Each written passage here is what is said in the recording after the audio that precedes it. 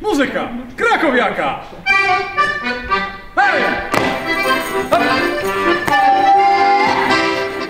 It's a wonderful opportunity today to value and realize, show our appreciation to the Polish community for how much they have done for the UK.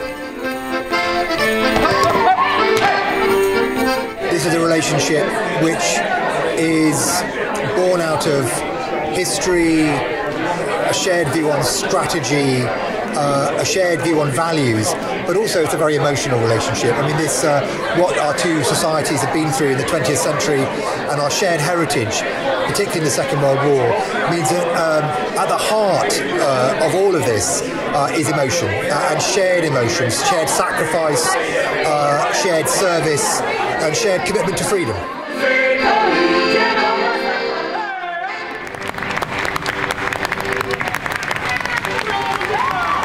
They have given us so much support and information for defense. I've heard from many Polish politicians over the years about that there was a threat from Russia and nobody paid attention to it, and the speakers mentioned it today, and now we know they were absolutely credible. And the fact that the Polish have been so welcoming to the Ukraine and the Ukrainian citizens who are staying there now, and the support is really heartwarming. And being part of the Kensington and Chelsea as the deputy mayor, we have a big Polish community and many organizations.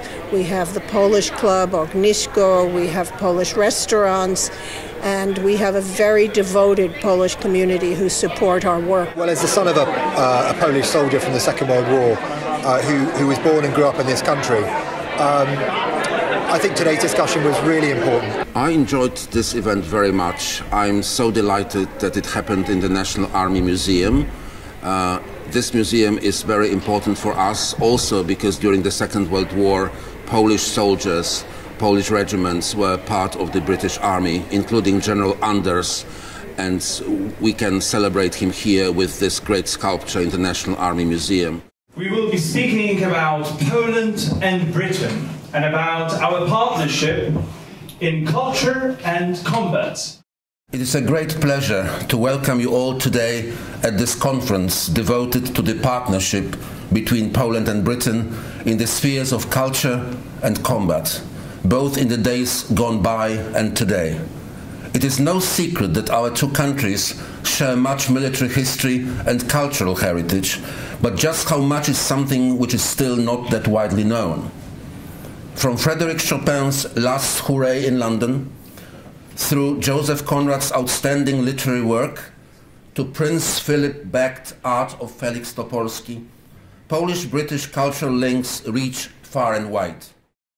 And of course now, with Ukraine, this has brought the relationship to, I think, a peak recently, where, to be honest, it's Poland, the United States and Britain who are the three key players in bringing aid to Ukraine. My son is in the army. He's just come back from Poland, having served out in Poland with the Poles and the Americans, supporting Operation Interflex, which is the support to training the Ukrainian forces. Over the years, because there is a lot of similarities, but there is a lot of differences as well. There are a lot of differences.